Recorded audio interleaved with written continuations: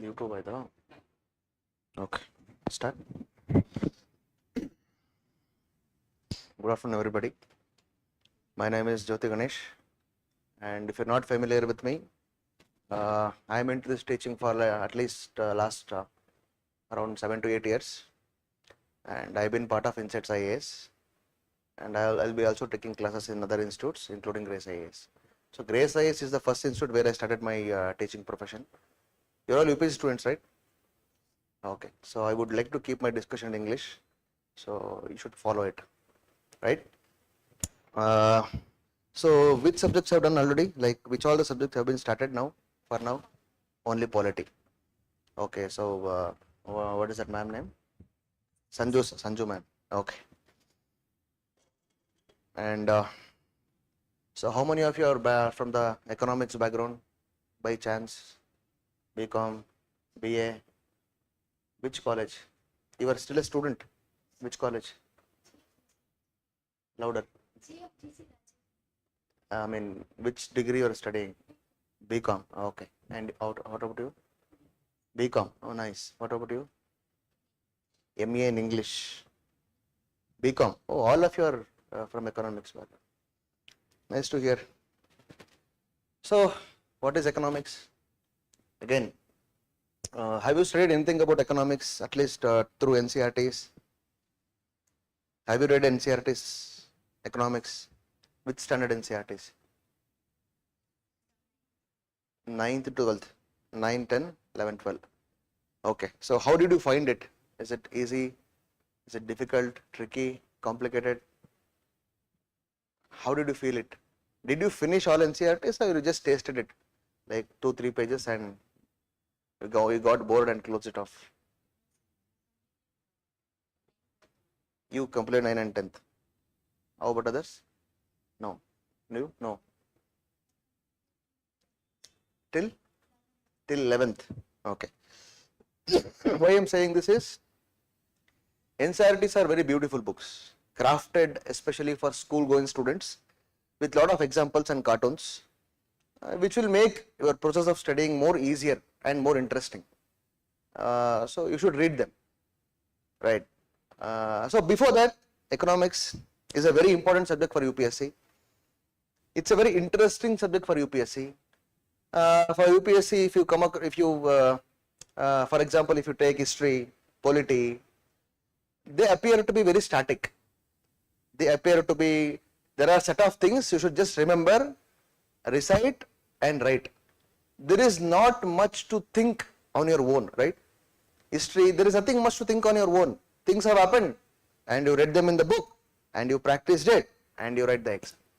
Even for example, polity also, you mug up some articles, some laws, right, some acts, right, and then you apply them and you write the exam and come out. I'm not saying that there is nothing to think at all, but there is less scope to think on your own rationally, right? There is nothing to think much, just read, revise and write. But when it comes to economics, economics is one such subject where there is a lot of application of mind is needed, right? You should apply your mind, what is happening, India, across the world. So any of you follow stock market? Just like that, even if you're not investing, just like that, do you follow stock market? No. Go home and check. Okay, just Google it, how Indian stock market is doing. Okay, BSC, Sensex, have you heard the name BSC?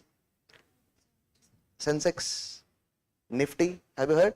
Okay, those were the indices which will determine the health of Indian stock market. We will discuss stock market later.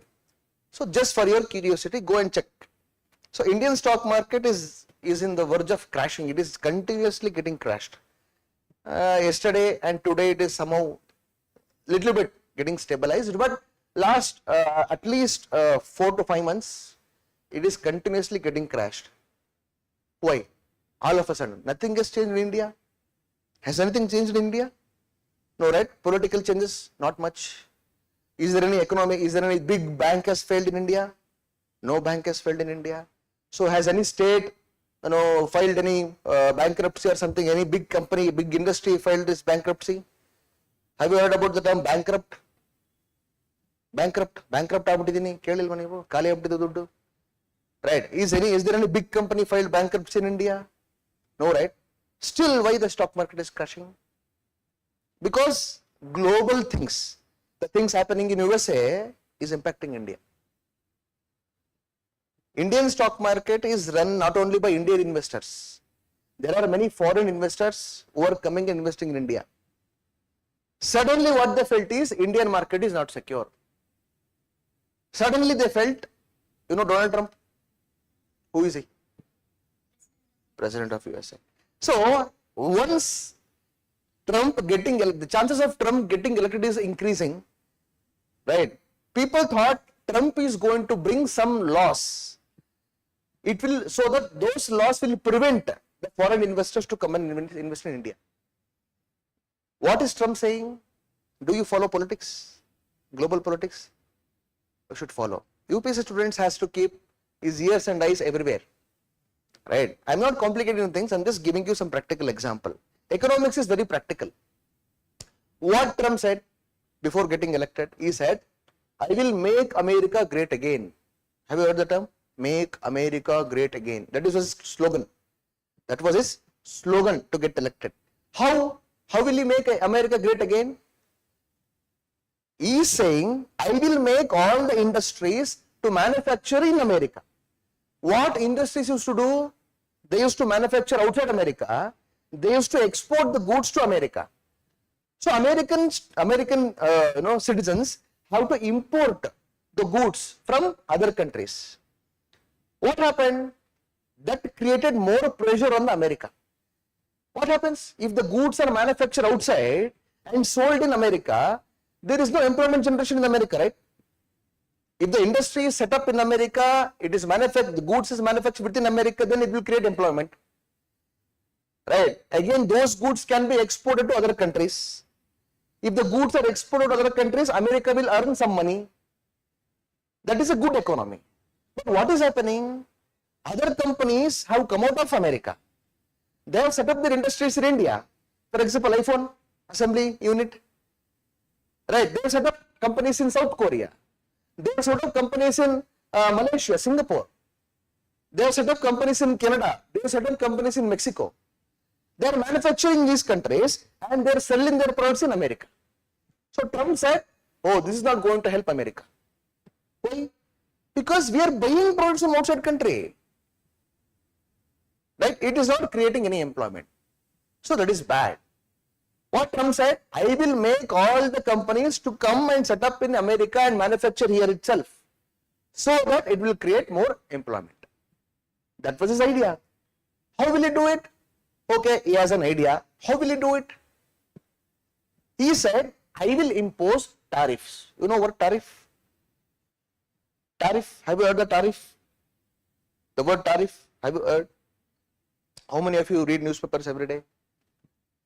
At least if you don't know the meaning, you should be familiar with this word, tariff.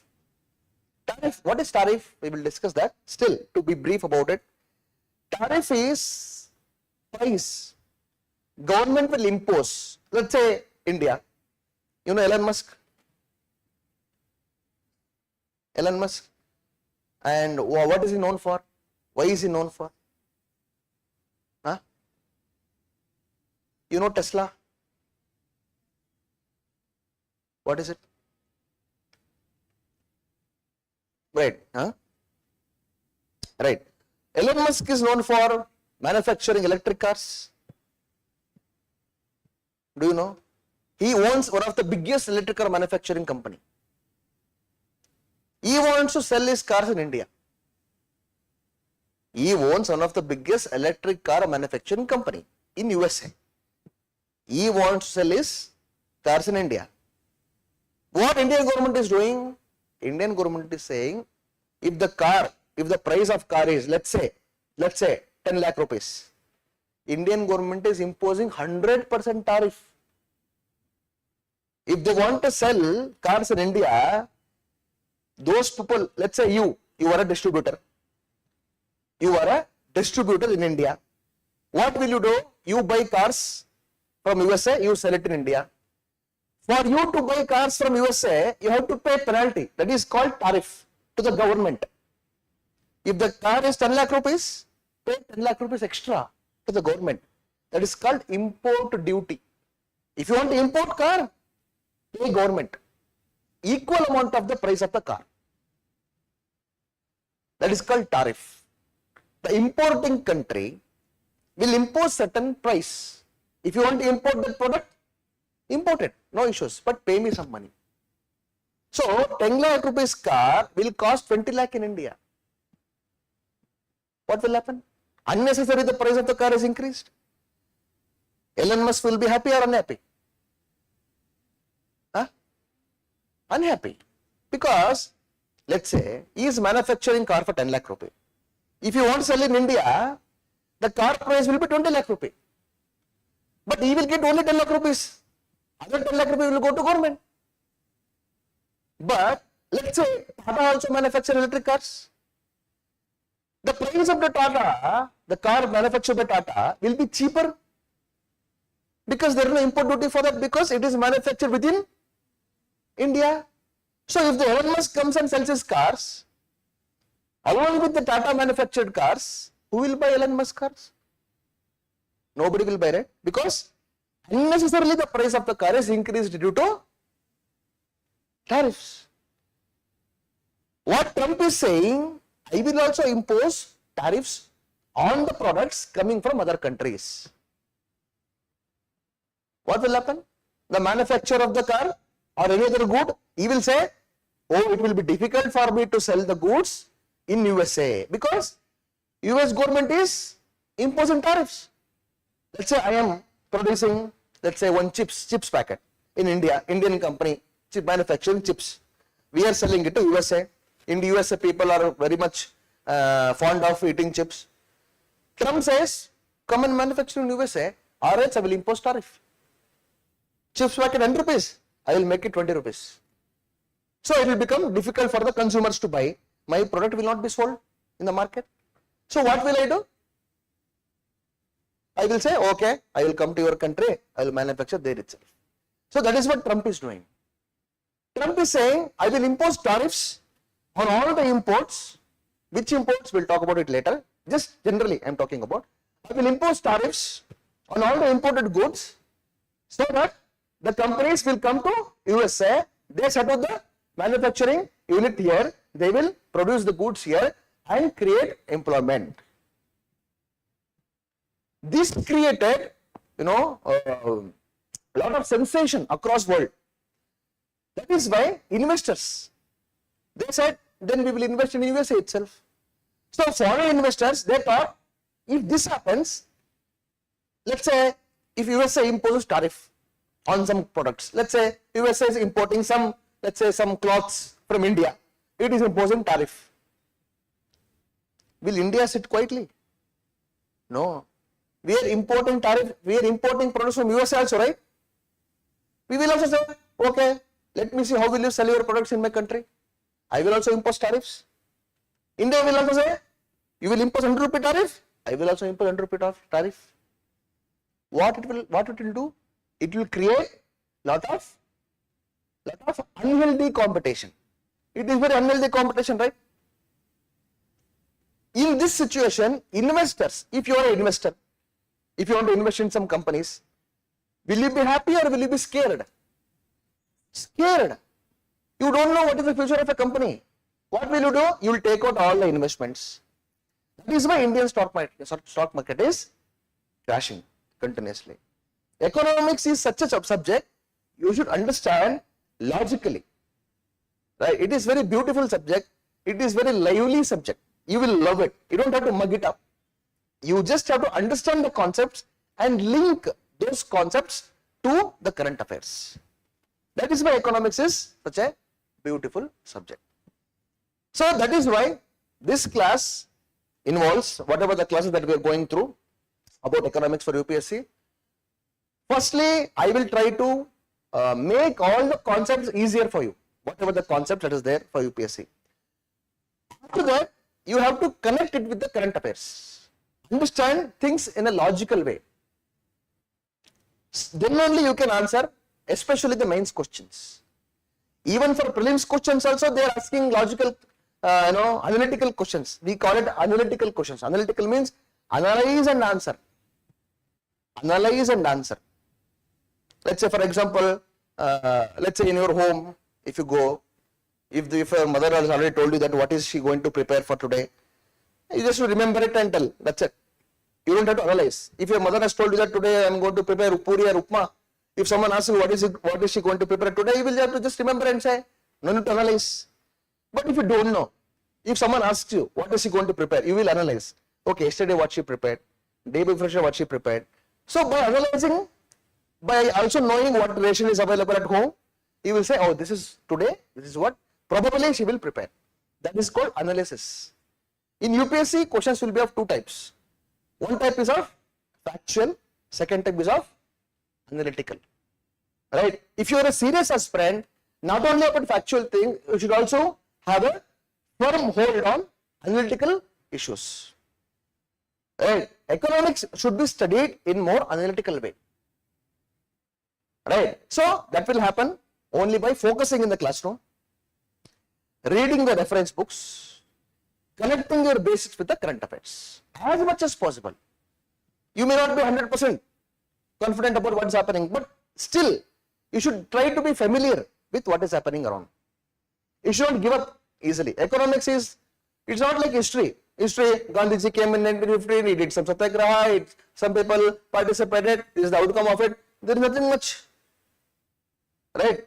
Is it challenging for you to remember? Is it really challenging? But economics will be a little bit challenging. Because you have to link a lot of things. You have to link a lot of things. That is why it is very interesting subject. It is very logical subject, and you have to connect with the current affairs to understand it properly. And you should give some more time. It is not like ready-made 2 minutes Maggie prepared and served on a hot plate hot and you have to eat it. No, you have to put some efforts. People easily give up on economy, thinking, oh, it's very difficult. No, no, no. It is not at all difficult. Once you learn, once you love, once you like, then you will feel more confident. In prelims, even if you are not prepared, you can attempt economics questions because they are logical. Logically, you can think, you can eliminate wrong options, you can mark the right options. That is the beauty of economics, right? I gave this Trump example because how economics is more of logical and interconnected. That is how we should read economics.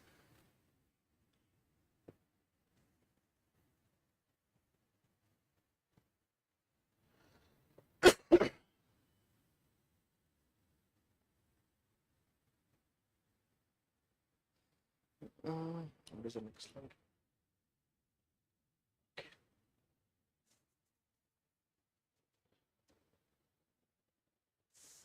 Yes.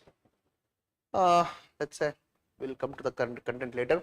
So in prelims, if you check the prelims notification, this is what they have mentioned for economics. Economic and social development, sustainable development, poverty, inclusion, demographics, social sector initiatives, etc. It is not so clear. It is not so clear. But we will discuss every concept that is required for prelims. So these terms will come across again and again. Economic and social development. Economic development is not alone sufficient. You need to have social development also. So can anyone tell me what is social development? ಸಾಮಾಜಿಕ ಅಭಿವೃದ್ಧಿ ಅಂತ ಕೇಳಿರ್ತೀರ ನೀವು politics ಸ್ಪೀಚ್ಗಳಲ್ಲಿ. ಏನ್ social development ಅಂತ ಹೇಳಿದ್ರೆ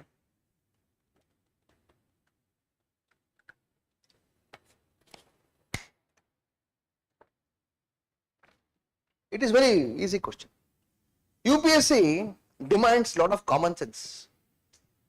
Along with the knowledge, it demands lot of common sense. Don't think everything is derived from knowledge itself. Right? Social development. What is social development? Tell me. What is social development? If you go to your village place, till recently, there was open defecation. You know what is open defecation? People going to toilets outside. That is called open defecation. Open defecation. Till recently, it was prevalent, right? Recently, because of Swachh Bharat Abhiyan, now those conditions have come down. People have learned that they have to prioritize hygiene, right? They have to practice hygiene. That is why toiletries have come up. Building a toilet is social development, right? It has improved their lifestyle, right? Yes or no? Social development, it is also about improving the lifestyle. Let's say, for example, just to give an example, economic development and social development. A family is earning, let's say, at least 4 lakh rupees per month.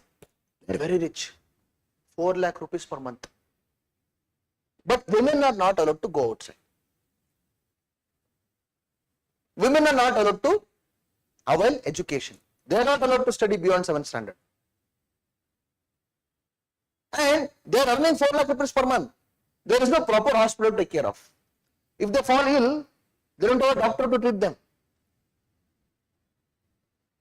Right? So this family, they have rich car, they have very luxurious ornaments, luxurious dress, they have a big bungalow. But there is no hospital, there is no school, there is no women rights. So this family is economically developed or socially developed? Socially undeveloped, not developed. That is the difference between economic development and social development. So economics, while we are dealing with economic development, we also talk about social development. Got it? You should know those terms. There is one more term, sustainable development. Sustainability. Sustain ಆಗೋದು ಬಹಳ ಕಷ್ಟ ಐತೆ ಅಂತ ಕೇಳಿದಿರಾ word? ಇದೆಲ್ಲ sustain ಆಗಕ್ಕಾಗುತ್ತಾ ಕೇಳಿದಿರಾ? ಬರೋದು 20,000 ಸಂಬಳ, ಬೆಂಗಳೂರಲ್ಲಿ ಬಾಡಿಗೆ, ಊಟ, ಮೆಸ್ಸು, ಸಸ್ಟೈನ್ ಆಗಲ್ಲಪ್ಪ. ಕೇಳಿದಿರಾ word? Sustain. Right. In UPSC terms, what is sustainability? Sustainable development. That means, let's say, for example, you have at your home, you have some 2 packs of biscuits, and you love biscuits, good day biscuit. You love them. You take 1 cup of coffee, you eat all entire 2 biscuit packs in one evening. There are other members in the house, and you will be hungry tomorrow also, right?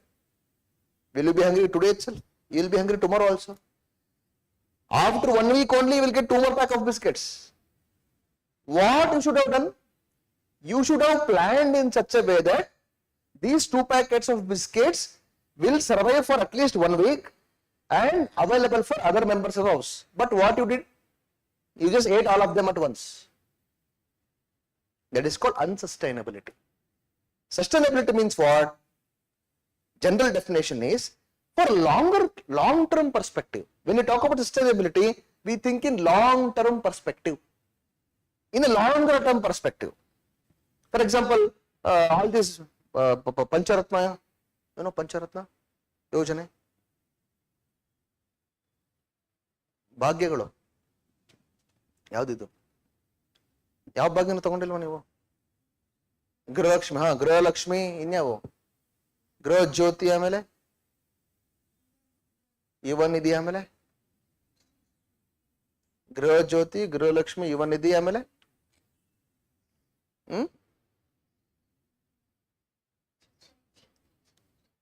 Stree Shakti, ಶಕ್ತಿ ಯೋಜನೆ, ಆಮೇಲೆ ಅವನೇಂತ ಕರೆದ್ರು? ಪಂಚರತ್ನ ಅಂತ ಕರೆದ್ರೆ ಏನ್ ಕರೆದ್ರು ಅವರು? ಆಯ್ತು. Government is giving lot of free food, free money, free transport. They are giving you public transport for free. That is Red Bus. Government says, I have a lot of money. Why Red Bus? Let's take Airavata club class itself. We'll make Airavata club class free for all of you. Okay, you can do it. 1 day, 2 day, 3 days, 1 week, 2nd week, you don't have money. What will you do for the rest of your term? That is called unsustainable development. Sustainable means longer term perspective. Right? We're not just looking at today's perspective. We are also thinking about long term perspective. That is called sustainable development. Sustainable development means technical definition. for sustainable development, we'll discuss that also. Fulfilling the needs of present scenario or present generation without compromising the needs of future generation. Fulfilling the needs of present generation without compromising the needs of future generation. People are cutting down the trees. Let us cut down the trees, let us build real estate, let us manufacture timber, let us earn money. Okay, for your generation it's fine. For upcoming generation, where will they get good air from? So you should make sure that just not about being rich, just not about becoming wealthy, you should also think about the welfare of future generation. That is called sustainable development. I am just introducing those keywords to you. And there is a word called inclusion. Poverty, you know, anyway, I will discuss about poverty also. Inclusion means what? Everyone has to develop, right? This Ambani is getting richer every day, Adani is getting richer every day, or your D.K. Shivakumar is becoming richer every day. Narayan Murthy is becoming richer every day. Do you call it nation development? No. The development should include everybody. Inclusive. Poor, rural households, women, age-old people, uneducated, unskilled, everybody. Oh, idu focus ಆಗ್ತಾ ಅಲ್ವಾ? Right. Inclusivity means every section of society, all the section of society must be part of the process of development. Not only few people, everybody must be taken care of. That is called inclusion. And there is a word called demographic. Have you heard the term demographic dividend? Have you heard the term demographic dividend? Anywhere? Demography? No. Demography means we people. India is called the nation of youth. Majority of Indians are of the age less than 30 years. 60% of Indian population is below 30 years of age. That is our demography. Demography means population. Simple. Nature of our population. Okay. Economics also includes understanding of demographics. Demography. 60 years, okay. 60% of the people are less than 30 years of age. So what will I do, sir? What to do with that information? You will understand what kind of policies you have to formulate. For example, I am a finance minister. I have to bring in budget. You should know what are the people there in our country, right? Which age, which condition, 60% are less than 30 years. Okay, that means they can work. That means we have to create more employment for them. So my budget will involve a lot of funding for creating employment. Okay, can they work? No, they don't have skills. Oh, come on, then put money for upskilling them. Can they get skilled? No, many are women. In our hometown, women are not allowed. If you're a female person, even in the village side, even now, if you are done with a degree, that's it. They don't care for, I have to upskill myself. You are done with your degree, get married, that's it. Upskilling and all, women are not involved. If government pushes Skill India mission, have you heard Skill India mission? Skill India, have you heard the term Skill India? Okay. So, even if the government invests in skilling youth, women are not involved. So, you have to give separate provisions for women. That is why this free public transport is given. If the women have to transfer from village to our college or university through bus, they don't have to spend money. So, government is making some provisions. That is why understanding the demographics is very important. Demography means population. What kind of people are there? If, let's say, I said that 60% of people are less than 30 years of age. If it is reversed, let's say after 35 years, these 30 years of people will become 60 years of people. 30 years of age, they will become 60 year age. Then that means what? India will become the country of age-old people. Because now people are not making many babies. Now 1 baby, 2 babies is more for family. Earlier people used to make at least 3-4 babies. Now we had a good amount of population. Now, these age-old people will not be replaced by young population. Right? Because we are not making many babies. So, India will become a country of age-old people, old-age people. Now, the Japan is facing that problem. Japan is the country of old-age people. I am a finance minister now. 60% of the people are more than 60 years of age. My policy will be different. What I will do? I will say social security. Let us take care of their health. Let us take care of their transport. They cannot work. I have to create money somewhere. That is why understanding demography is also part of your economics. Social sector initiatives. I told you society. That is social sector. Social sector means health, education, etc. So this is your prelims syllabus. They have mentioned it. It is not clear at all. They are all broad terms. Okay, just to be familiar with prelims, this thing I am just putting this slide. For mains, they have put a detailed syllabus. You should read all this. See, once you decide to become an IAS officer, you should dedicate your entire time for UPSC preparation. It is not like your college education. Remember, right? Your age from 21 to 23 or 24 is very crucial. Don't spend it in confusion. Most of the UPSC students, they will be always in confusion. Should I appear for KPSC? Should I write Karnataka exams? Should I write central exams? If you decide you should do UPSC, don't get diverted. And UPSC, reading for UPSC is not some rocket science, okay? We are not doing something magic here. Everyone is equally capable of cracking UPSC. If you believe. If you don't believe, nobody can help. If you yourself think that no, I may not be able to do it, nobody can help. Right? When you study for UPSC, you should read in both prelims and mains perspective. Just understanding the definition, mugging up the definition, oh, I have read it. No. Also bring the mains perspective. Generally, what UPSC students do, let me first crack prelims, then we'll see. Then we'll see what happens in mains. Because they have to prove their family, oh, I can do it. Many UPSC students, which I mentor, they will be just focusing on prelims. Just mugging up some definitions, some PYQ prelims questions, and then they'll crack it. From prelims to mains, how many months will be there? 3 months. In 3 months, what can you do? You can't do much. Always believe that you can crack UPSC. To crack UPSC, you have to submit your everything, at least for next 2 years.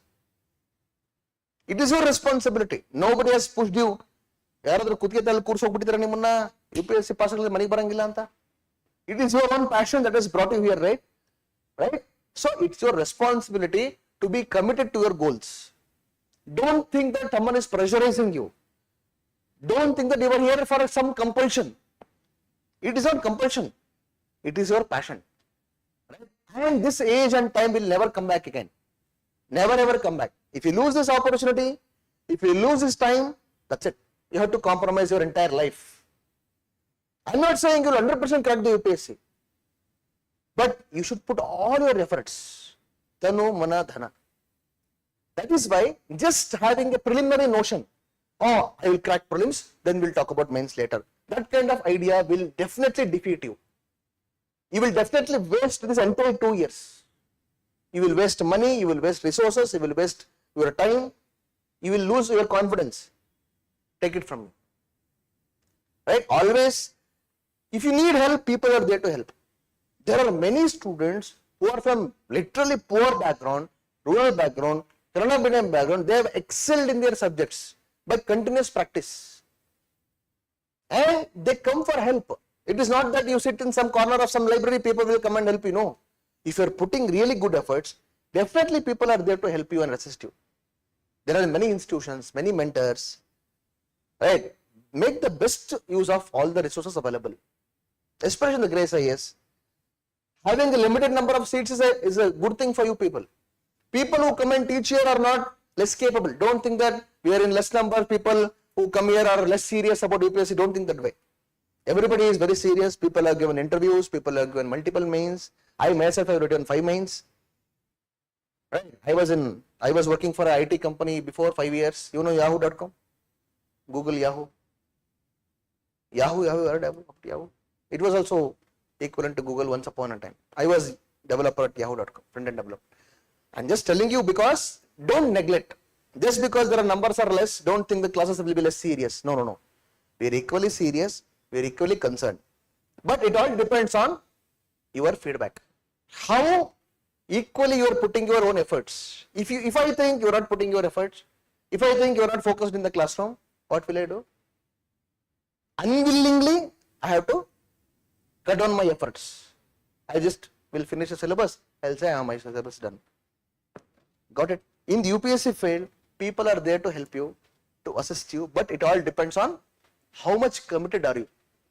If you are showing no commitment, then I will also get no interest to teach. Not only about me, every faculty. Right? You should always be one step ahead of the faculty. In terms of efforts, knowledge, of course, people will be experienced, you cannot be one step ahead of them. At least in efforts, I should feel it. Oh, these people are putting really good efforts. It should prompt me to read more and come and explain you. Don't worry about number of hours, we'll take care of it. And I will try to comprehensively cover both prelims and mains. It's not like I will cover some prelims topics and I will leave you to study on your own. At least I don't do it. Right? My concern is UPSC mains, it includes both prelims and mains. It is not only about some concepts I will explain you, I will make you learn some definitions and I will say it's done. No. Only by completing mains part, you can say my prelims or my UPSC preparation is complete. Always have that view of both prelims and mains. So, you have to keep your mains syllabus copy with you always. GS1 paper, what is the syllabus copy? Take a printout. Right, GS2, what is the main syllabus copy? Because prelims, it will be abstract like this only. In prelims, the syllabus is not detailed at all. It will be very abstract. But for mains, they are given a detailed syllabus. You should know each and every keyword in the main syllabus. Otherwise, you cannot read newspaper properly. You will not even know where are you going. If you started your journey, you should know where are you going, right? Someone will say take left, someone will say take right, take left, take right, take left. You should know, at least you should know where are you going. What is your idea of preparation? You should know. You should control your preparation. Your preparation should be under your own control. Someone will say, don't read that. Don't read that. Someone will say, read this. No. You should be mature. That is why UPSC has kept 21 years of age limit for UPSC aspirants, because UPSC thinks you are matured enough to understand the need of UPSC. You are matured enough to understand the efforts that is needed to crack the UPSC, and you are matured enough to understand, be committed to the process. Right? Don't be in the confused state of mind. Right? Don't be in a dilemma. Don't ever consider yourself as a weak. Everybody is equally capable to crack UPSC. Though is from English background, Kannada background, engineering background, medical background, doesn't matter. What matters is being consistent with your efforts. Today you put consistent efforts. Today you came to class. Tomorrow you are coming to class. Day after tomorrow, till the completion of course, you must be there in the classroom. That is your commitment. Some class may be boring. Some class, maybe your energy levels will be low. Maybe because of your emotional levels or physical issues, whatever it is. Still, you should push yourself. You should not create your own excuses to miss the classes or the efforts that you are putting every day. That should be your commitment. Otherwise, nobody can help. That is why reading UPSC or preparing for UPSC in both prelims and mains perspective is very, very important. That is why keep your main syllabus copy with you.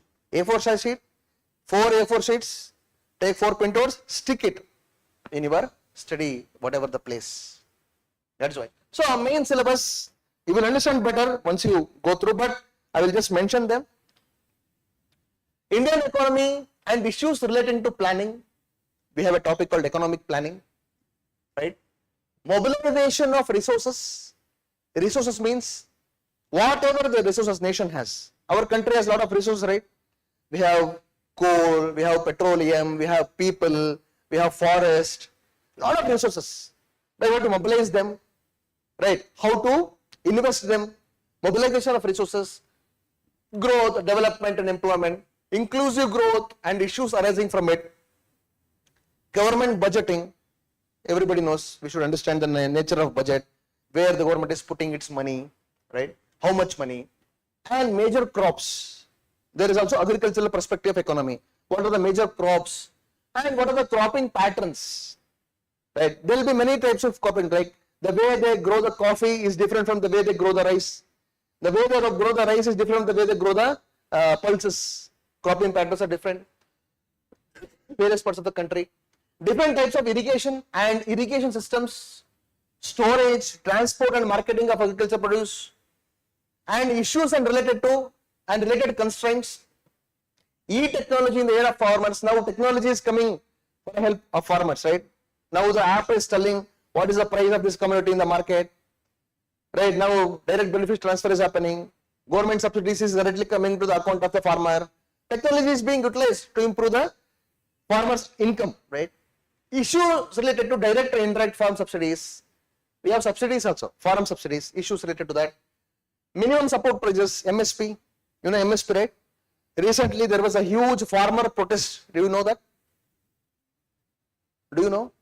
For years, at least for 1 year, the Yamuna Expressway connecting Delhi, Haryana, Punjab, it was blocked by farmers from across India, especially from Punjab. Do you know that? Did you follow? No. So, farmer issues are the biggest issues. Always this MSP is always a big issue. Minimum support price. Again, that's the issue for mains also. Minimum support prices, government will also give some money. If you don't get proper price in the market, government will announce, don't worry, I will buy your product, I will pay this much amount of money. Okay, those issues related to MSP. Public distribution system, PDS, that's a ration, right? Free, Anna Bhagya. Objectives, functioning, limitations, revamping, issues of buffer stocks and food security. Buffer stock means for a government to distribute food grains, there should be some stock, right? Government will, whenever there is a season, government will procure huge quantities of rice and other things. It will stock it. That is called buffer stock. And that from the buffer stock, what government will do? It will distribute to the different states. So issues related with that and food security. Beyond that, we have technology missions with respect to economics. Economics of animal rearing, food processing and related industries in India, scope and significance, what is the scope of food processing, etc. Upstream and downstream requirements, supply chain management. So all these are keywords, don't worry, don't get frightened. Okay, these are part of your main syllabus. Especially all this is covered as part of agriculture and animal husbandry. That includes agriculture, cropping patterns, irrigation and animal rearing as well as food processing. Along with that, land reforms in India. Whatever the land reforms happen in India. And effects of liberalization of economy. Now we are living in a liberal economy. World of liberal economy. Right. If you want to set up a shop outside this Grace IAS, you just have to take the permission of BBMP for the place. You don't have to take any license. You don't have to take any license. Right? You are free. You are free to sell. And then don't tell me that I will sell ganja tomorrow. No. Only you are allowed to sell few things. I will sell alcohol tomorrow in front of Grace IAS. No. For that you need license. For majority of the goods and services, you don't need any license. That is what we say liberal economy. Liberal. People are free to conduct their business. Right? So, effects of liberalization. India became liberal economy in 1991. Right? After 1991, what happened? All this we'll study. Changes in industrial policy and their effects in industrial growth. Infrastructure. It's also part of economy. Infrastructure. Everywhere we see infrastructure development, metro development, rail, and then suburban rail projects, etc., etc. Energy, ports, roads, airports, railways, etc. All this is for mains. Investment, infrastructure, and land reforms. All this for mains. So this is just for you to make familiar with the syllabus that is there. Okay. What is the significance of economics? This is just an informative slide. full of data. If you see economics for prelims, this is for subject weightage prelims. So for economy, at least you will see 16 questions on an average per year in prelims. Very, very, very important. Economics is very, very important. You cannot neglect at any cost. If you are neglecting economy, means you are not clearing prelims. That's it. As simple as that. So for economy, for prelims, economics is very important. So what kind of questions? Just for you to be familiar with exam requirement, I have put these slides. Don't think that UPSC will ask only factual questions.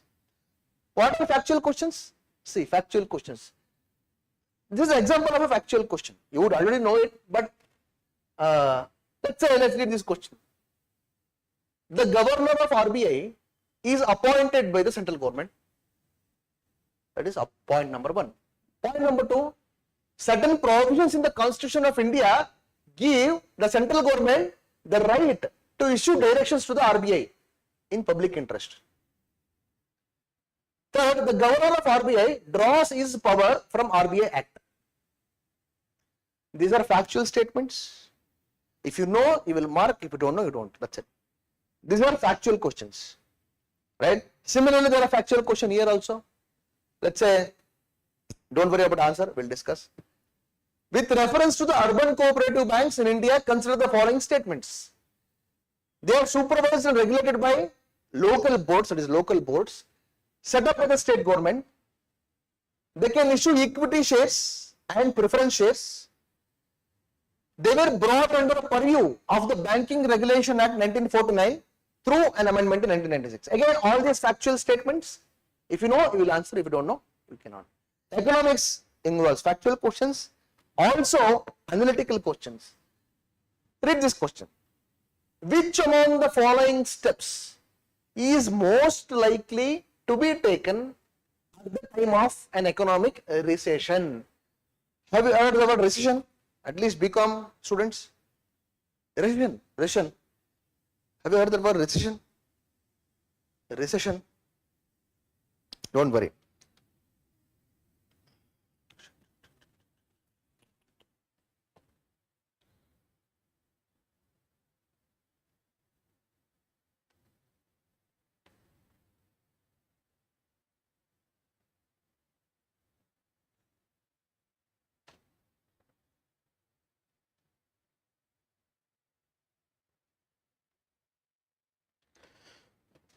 Excuse me.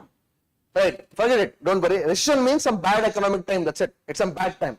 In recession, what happens? People will not hire anybody. They will fire everybody. That's a kind of recession. Okay, we'll discuss about it later. So what happens? Which among the following steps is most likely to be taken? Who takes the steps? Government. Okay. At the time of economic recession. It is not a factual thing. It is an analytical thing. You should think. If this happens, what to do?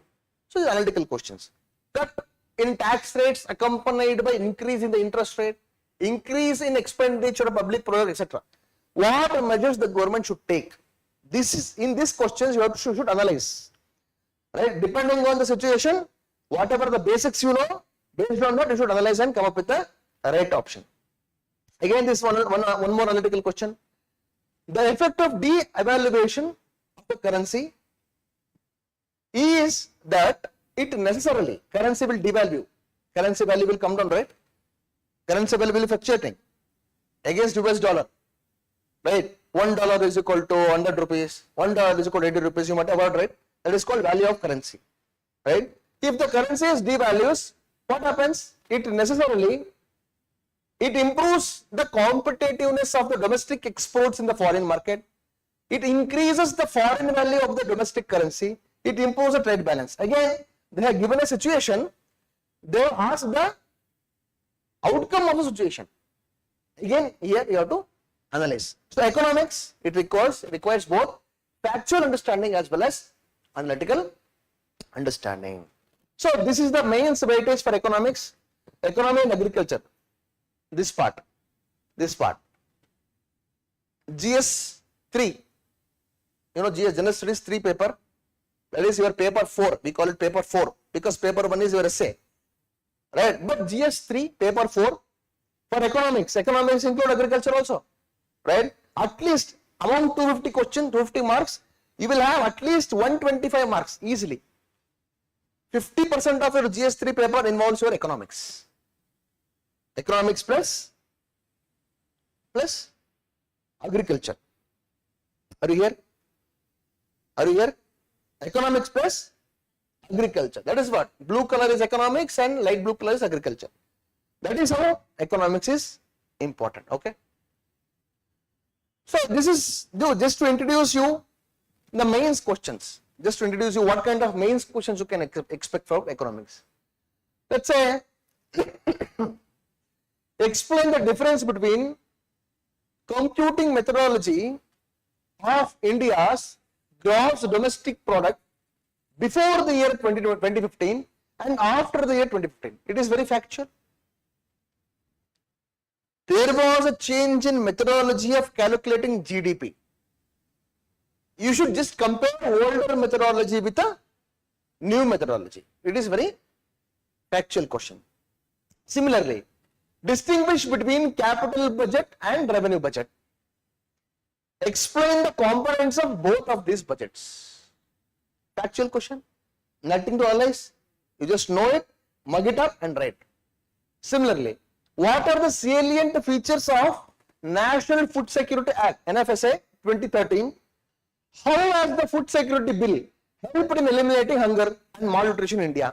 Again, it's a factual question. Come to this.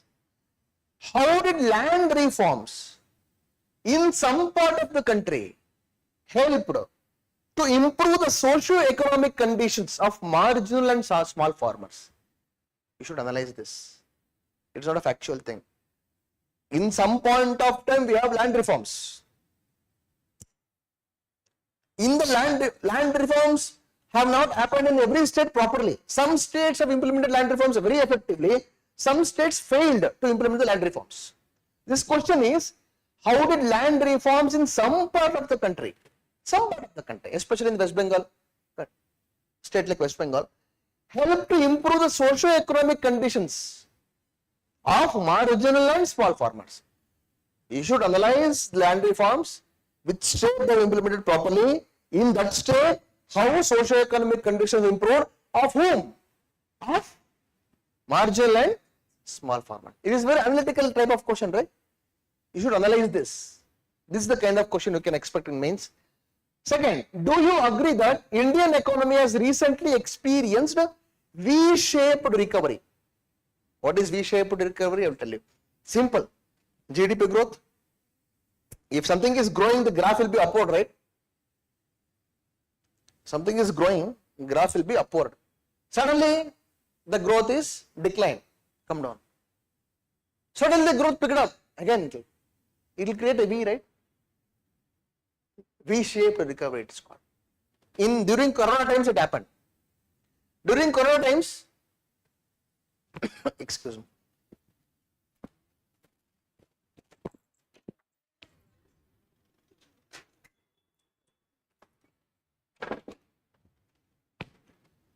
During Corona times, the GDP fell down. Quarter growth, at least minus 27%. It became minus 27% for one quarter, I think in 2020. And suddenly, after lockdowns were shifted, after life became normal, it picked up immediately. It is called V-shaped recovery. Just for information. Do you agree Indian economy has recently experienced V-shaped recovery? Do you agree? Yes or no? Give reasons in support of your answer. If you think India has achieved V-shaped recovery, support it. There you should analyze which all, how it did recover, which sectors recovered properly. That you should analyze, analytical type. What are the present challenges before crop diversification? Crop diversification is one topic. So diversification means, see in India, we are known to grow only one crop. In your home, for you ask which crop, either they will say maize or onion or some pulses. Standard crop, they will be just growing one type of crop. Right? If you keep on growing only one type of crop, then the fertility of the land will decrease. So what they will do, they will circulate the number of crops. This time they put maize, next time they will put groundnut, next time they will put pulses. That is called diversifying your cropping. Right? That is the question. What are the present challenges before crop diversification? How do emerging technologies provide an opportunity for crop diversification? This is an example for you to understand the demand of mains exam. You will be familiar with only prelims questions. So this is also kind of mains questions you will have to know. Right? Tomorrow if you read any newspaper article, you should apply your mind. How to read it you should know. Just reading it, reading some compilation of some news portal, mugging it up, no. Apply your mind. Because you are going to be decision makers tomorrow. You should always carry an attitude of an IAS officer. Be that serious, be that confident, be that committed. Right? Don't carry that student mindset, academics mindset. In academics, what happens? Someone will teach, someone will give notes, someone will take care of it. It's the teacher's responsibility to give questions only in the topics she has covered. It is her responsibility. Right? I will just go and get some 35, 40 marks, that's it. Beyond that, nothing is there in my control. UPSC is not like that. You should be very serious.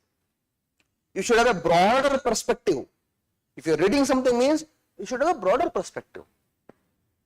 Right? That is very important. Broader means what is required for prelims and what is required for mains. As well as personality development.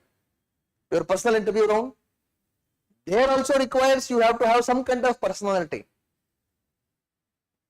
Right?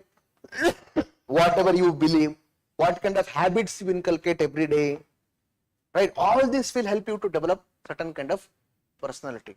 Take it from me, UPSC, more than knowledge, it depends on your personality. How well you develop your personality.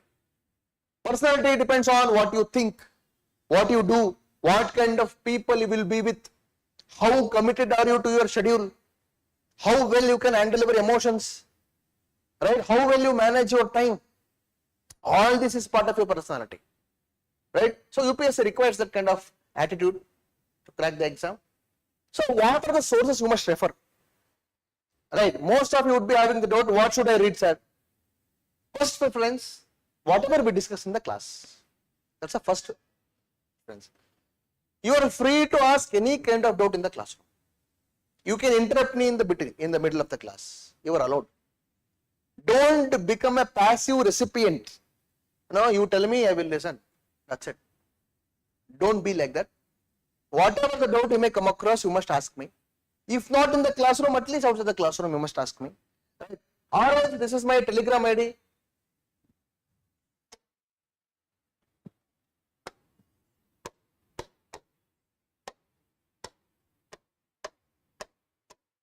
@ Ganesh. This is my Telegram ID. You can text me. Right? Be proactive. As I told you earlier, if you are really hardworking and committed, people are there to help you. Don't think that nobody is taking care of me, nobody is assisting me, people are very selfish, that, this and all. Don't create your own excuses. Don't ever do that. Okay? Excuse me. So what to refer for the UPSC preparation? First thing is class material. Second thing is NCERT books. You should read. Don't read it like a syllabus. In college, you are used to read it like a syllabus. So this is book referred to the syllabus. 1 unit, 2 unit, 3 unit, 4 unit, 5 unit, I am done with it. Don't read like that. Read to gather some information. Read with passion. Read with interest. Right? NCERTs are very beautiful books. Language is very important. English. It will help you to improve your vocabulary. NCERTs, English is very simple. Easy to understand. With lot of examples and cartoons. Right? So it is very easy to understand. Read NCERTs. As you told, some of you 9th, 10th, 11th. In 12th, we have 2 books. Introduction to Microeconomics, Introduction to Macroeconomics. Microeconomics is not important for UPSC. There are few topics in microeconomics which I will cover in the classroom. What is important is macroeconomics. Right? Introduction to Macroeconomics of class 12th is important. Read it in this order itself. Today we go 9th class book. Don't try to remember. Don't try to mug it up also. Don't even try to underline and take notes also. Just read it. Just read it for the sake of understanding. After reading everything, if you think I don't remember anything, it's fine. It's fine.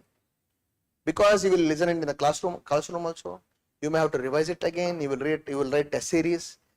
Don't give up just because you don't remember anything by just reading once.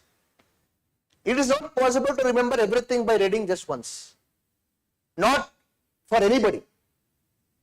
You have to read at least 3-4 times any book. That is the minimum effort you must put to crack the UPSC. Along with classroom discussion, whatever you hear, whatever the example I will give in the classroom, and the test series you may take up, all that will contribute to your preparation. Even after reading 20 times also, you may not remember a few things. That's okay. That's okay. Got it? Don't give up. People think, sir, I read it once, sir, I don't remember anything, sir. Maybe UPSC is not for me, sir. I am not capable, sir. Don't do that. Not everyone can remember everything just by reading it once. Don't be so lazy that reading just by once you will crack UPSC. You don't think like that.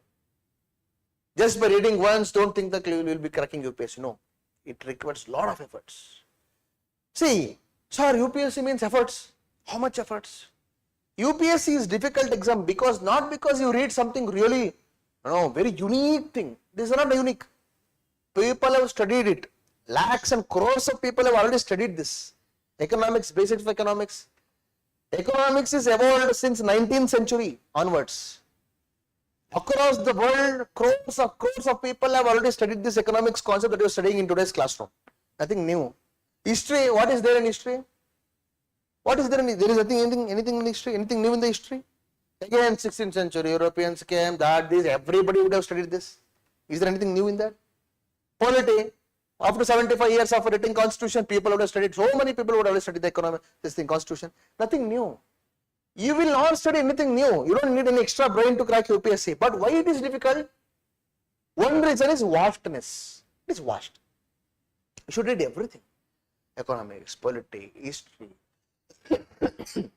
and then science and technology, environment, international relationships, and then national security, disaster management, governance, art and culture, ethics, vastness.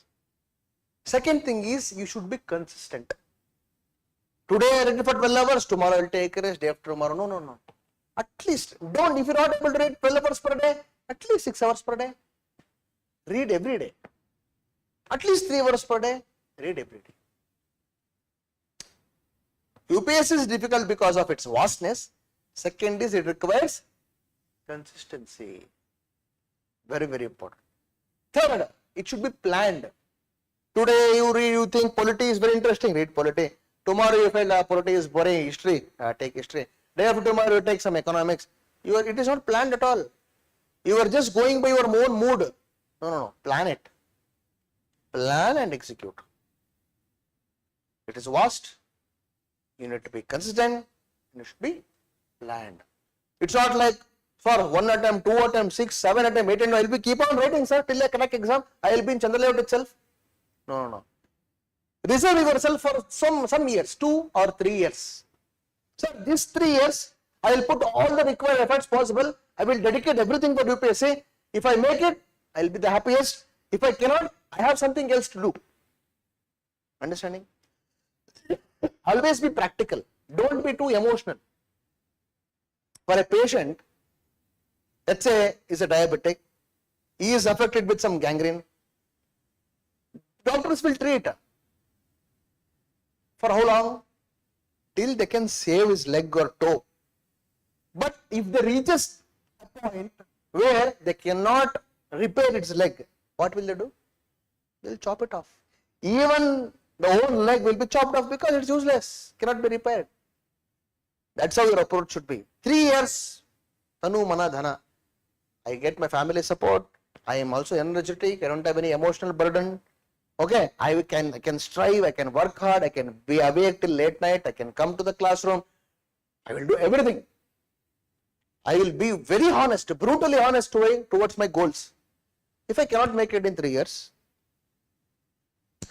or 4 years, how many years you want to take, depending on your family circumstances, your own personal strength, whatever it is, do something else. Always have a goal, timeline, then only you can achieve it, or else you cannot. A room can be cleaned in 3 days as well as 3 hours. Yes or no? If you want to clean up something, you would be keep on postponing, right? Naale madidrat, we'll see. Tomorrow, if your parents are coming, that within 10 minutes, your room will be cleaned up. Same person, same room, same work, but you will keep on postponing it. But with the deadline, you did it within no time. That is how our mind works. Keep deadlines, keep a practical plan, execute it within the plan time period. Otherwise, everybody's mind is lazy. Take it from me. Everybody's mind wants to be relaxed, wants to do some fun activity. It doesn't want to sit for hours together with a book. Everybody's brain is like that only. He is from IIT, AIMS, wherever he is coming from. He can be Modi, can be whoever it is. But your sense of commitment, discipline, your honesty towards your goal should always remind you what you are supposed to do. Then only you can crack UPSC. So these are personality development tips which you very much require.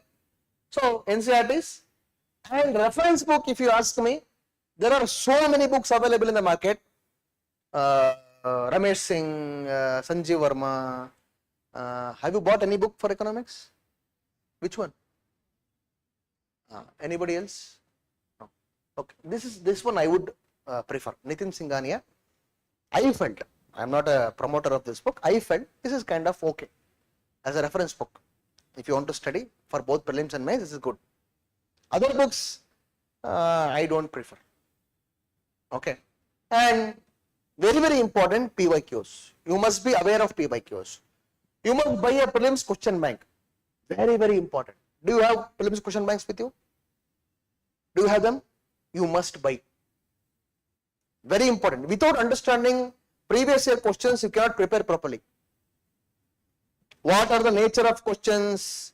How the question setter plays with the options? You should know. And what is the weightage of a particular chapter? Let's say in polity, not all the chapters are of equal weightage. Some chapters carry more weightage, some chapters carry less weightage. In history also, Gandhian era carries the highest weightage. Most of the questions come from Gandhian era. Apart from that, here and there will be some questions. So PYQs will help you to understand the demand of UPSC and the weightage of a particular chapter in every subject. Through that, you can devise your course of preparation. Understand, PYQ is very important. Prelims question bank. Mains question bank, you don't have to buy. I don't recommend any mains question bank because none of the mains question banks are qualitative. If you ask me, they're just dumping some copy paste thing. I don't prefer the mains question banks are good or worth referring. Then what to do, sir? You have to download personally PDFs from 2016 to 2024. You should download all the PDFs. Right, mains question paper PDF. Note down questions in say GS3 example. GS3 has what? Economics, agriculture, internal security, disaster management, environment. So what we have to do? Download all GS3 papers from 2016 to 2024. Keep a heading economics. Note down the questions separately. Environment separately. Disaster management separately. Science and technology separately. Don't talk about answers. At least know the questions. You should do that. Very important. You should do that for all papers. GS1, GS2, GS3, GS4. Then only you can understand the demand of UPSC.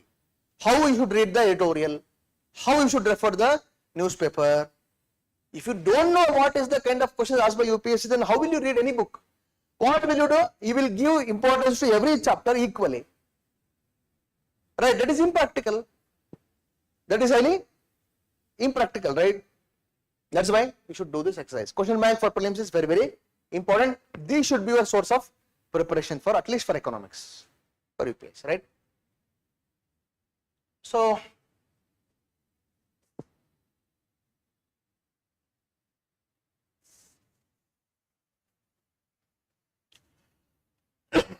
Excuse me.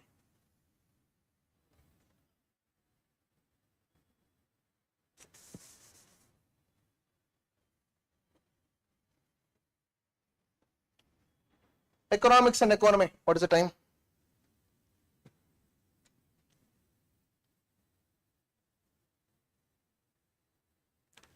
Economics and economy.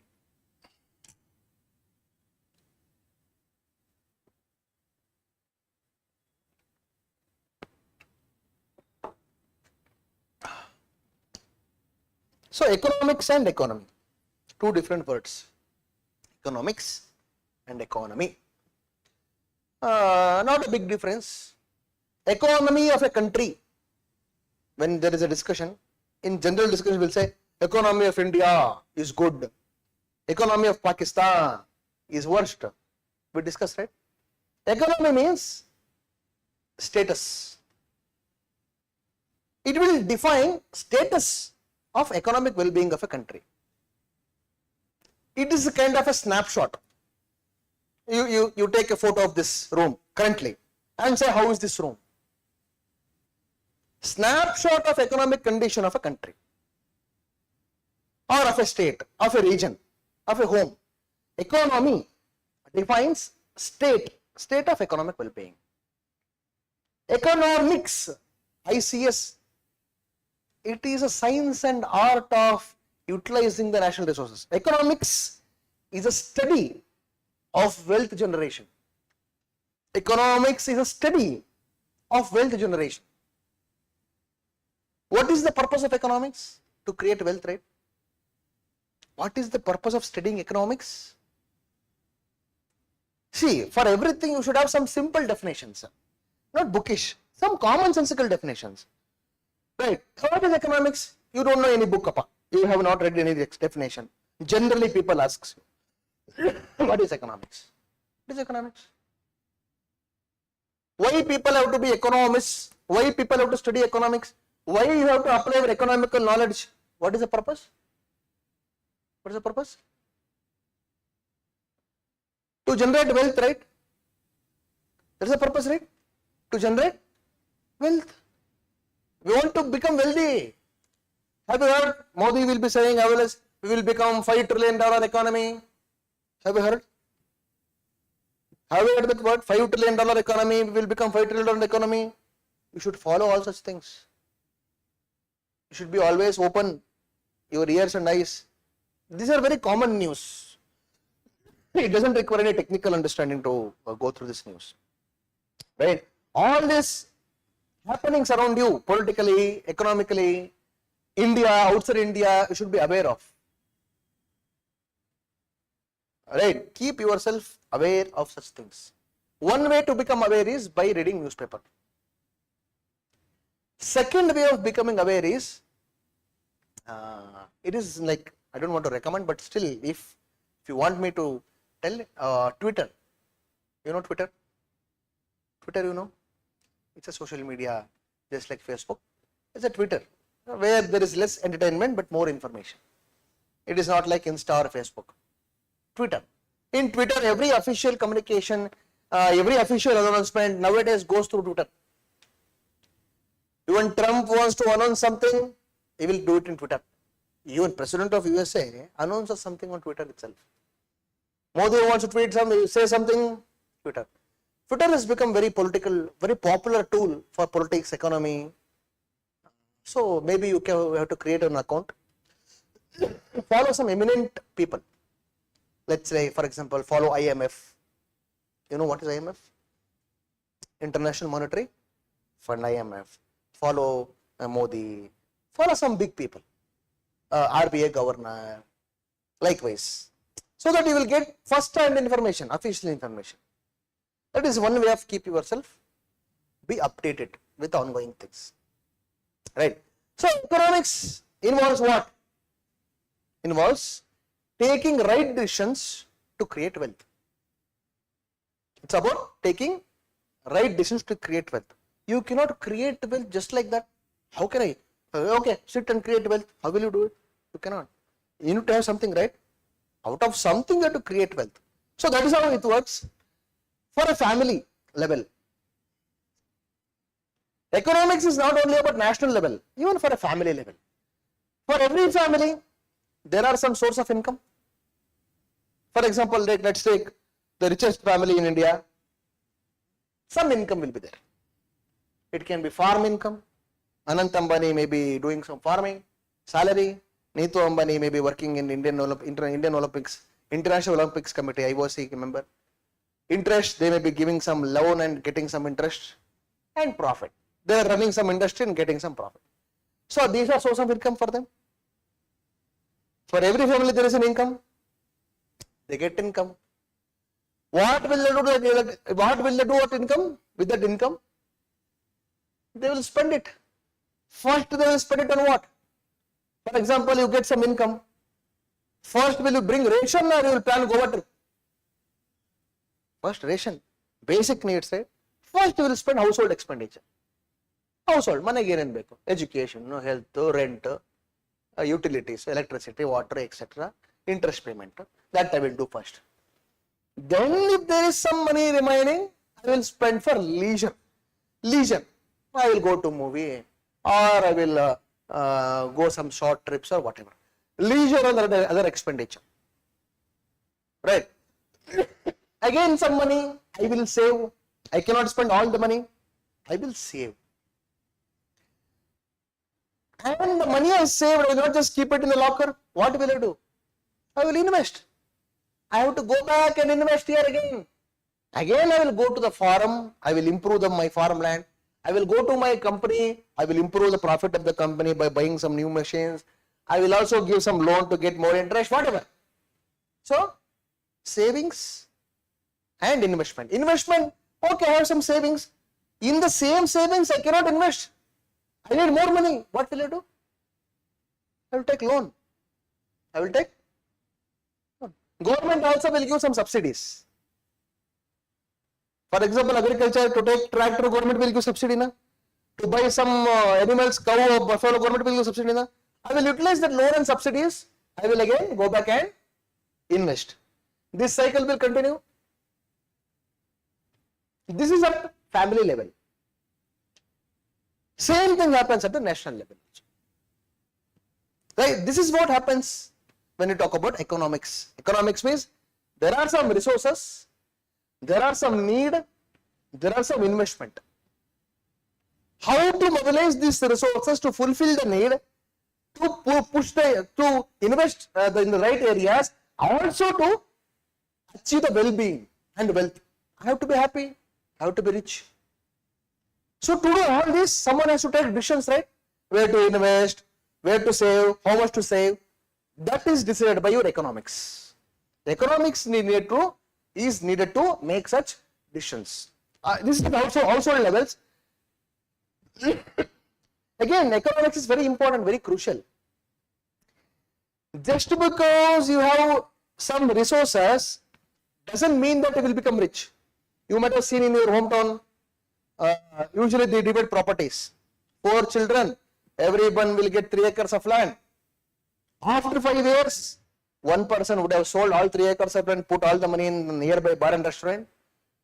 One person would have invested 3 acres of land in somewhere else. One person would have sold it and bought some house and take some, bought some vehicle and doing some, vehicle, running the vehicle for rent in Bangalore, whatever. People utilize those resources for doing some work. Right? It depends on their capability, how efficiently they can take their decisions. Right? So this happened in India. Anil Ambani and Mukesh Ambani, both are brothers. You know that, right? Dhirubhai Ambani's children. Right? Anil Ambani is younger one, Mukesh Ambani is elder one. Okay. In around 2013, their property got divided. When there was a conflict between the brothers, the property got divided. During that time, both of them they were having almost same amount of money, same amount of resources. But going forward, by 2021, this guy Anil Ambani became bankrupt. He had made lot of loans. He could not pay to his shareholders of his company. He could not repay his debt. He could not create new investment. All his companies were under loss. But Mukesh Ambani, he took the same money and he made right economic decisions. He invested in the right areas and his wealth exponentially increased. What is the difference between these two? Their economic decisions. That is why economic decisions are very important. Just having resources will not guarantee the wealth. How well you will utilize these resources will decide whether you will become wealthy or not. This is an example. That is why economics is very important. And that is at the personal level, this is a national level. A country, for example, a country, it will have resources. What kind of resources? Natural resources. You will have minerals, gold mineral, iron mineral, right? You will have land, fertile land to grow crops. You will have labor. You have people to work, right? You have technology. India has 5G technology. India has rocket technology, right? You have skill. So these are the resources. And you should utilize the resources for, let's say, agricultural produce. Let's say I produce wheat. Let's say I will mine, I will get minerals. Okay, I will utilize these resources productively. And what will I do? I will produce food products. I will take wheat. I will produce bread. I will mine the minerals. I will manufacture automobiles. Right. And to connect these two, there are other things also, storage. I have to store this, transport, education. People need to be educated, right? To agriculture also there should be some education. To set up industry there should be education. And communication. Communication infrastructure should be there. Rail, your road, all those air transport, communication and marketing. All these activities will take place. These activities are done by both private players as well as government. Government also set up industries, right? For example, ISRO. ISRO is a government company. IOCL, or Indian Oil Corporation Limited, IOCL, government company. To exploration of oil. There are government companies, there are private companies. These activities are done by both government and private people by utilizing the resources available in the country. So by doing that, what will they do? They will manufacture, they will sell, they will pay taxes. Excuse me. They will pay taxes to the government. Also, they will sell to the consumers. They will get revenue, and revenue they will pay taxes. These consumers will get goods and services, and again these consumers will pay taxes, GST. Government will get money. National resources creating some wealth, and government is getting some money, and this government have to utilize this money for better purpose. What will it do? It will again go back and invest. Government will again go back and invest. It will create schools, it will create road transportation, it will also give subsidies. This cycle continues. So this is broadly what economics means at the national level.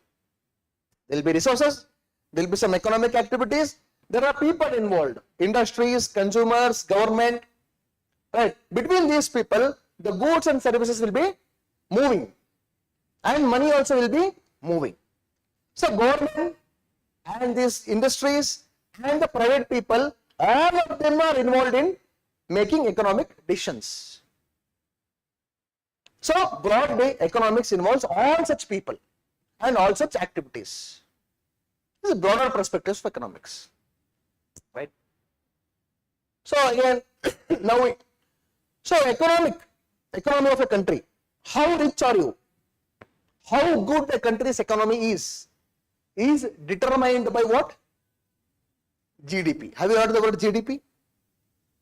Have you heard the word GDP? Gross domestic product. Have you heard about it? Anybody know the definition of it?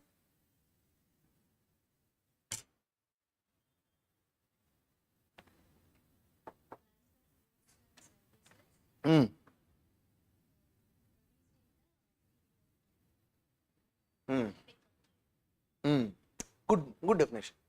It is the market value of final goods and services produced within a country in a certain time period.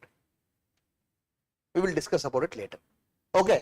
In India, India is thinking about becoming a $5 trillion economy. Now we are a $3.8 trillion economy. Our total production in country in 1 year is equivalent to $3.8 trillion. Our total production in the country in per year is equivalent to $3.8 trillion. India, earlier Modi and other ministers were saying that India will become $5 trillion country in 2025. But we have not yet become a $5 trillion country yet. Because there are a lot of reasons. One reason is Corona. Corona is bad guy now. We can blame on Corona for everything. So Corona is one reason. Other reasons can be like USA, Trump is doing all such nasty things. He is blocking all the trades. So a lot of uncertainties have been created globally.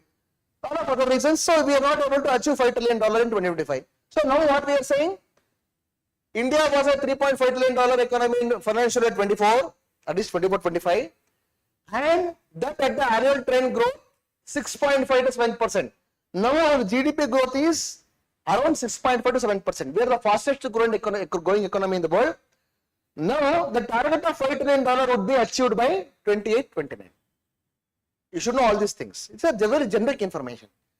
Now Indian government is aiming to achieve $5 trillion economy by 2028-2029. Okay.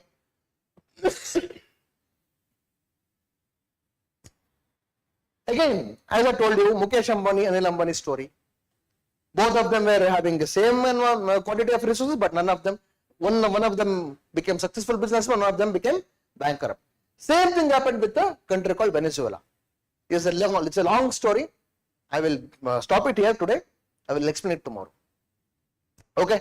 So we are going slowly. Okay. I want you to understand the basic idea of economics. Without that, it is very difficult to hold control on the subject. Okay. So we'll stop it here. And whatever the exercise I have told you, one thing is reading NCERT. Second thing is buying question bank. Third thing is making your own question bank for mains. You should do it. Okay. Thank you very much. We'll meet tomorrow again.